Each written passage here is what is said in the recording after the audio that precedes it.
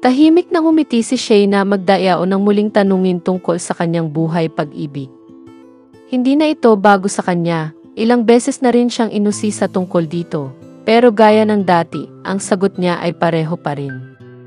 Steady lang, ang sagot niya, may kasamang mahinhing tawa.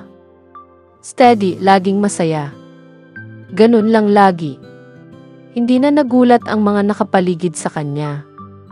Kilala si Shayna bilang isang pribadong tao pagdating sa kanyang personal na buhay. Mas gusto niya ang tahimik, malayo sa mga usap-usapan at intriga. Maganda namang tahimik lang ang buhay, dagdag pa niya. Babalitaan ko na lang po kayo. Bagamat matagal nang napapabalitang may espesyal na ugnayan sila ni Piolo Pascual, wala pa ring opisyal na kumpirmasyon mula sa kanila.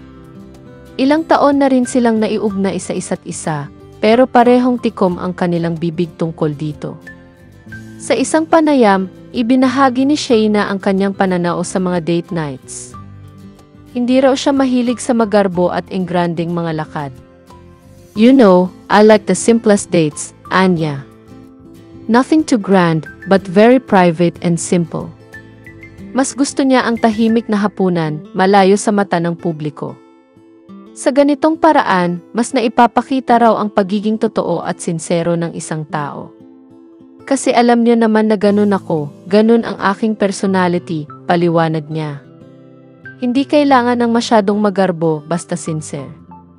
Bagamat patuloy ang mga espekulasyon tungkol sa kanyang buhay pag-ibig, mukhang masaya at kontento si Shayna sa kasalukuyang estado ng kanyang puso. At sa ngayon, ang tanging masasabi niya ay, steady lang.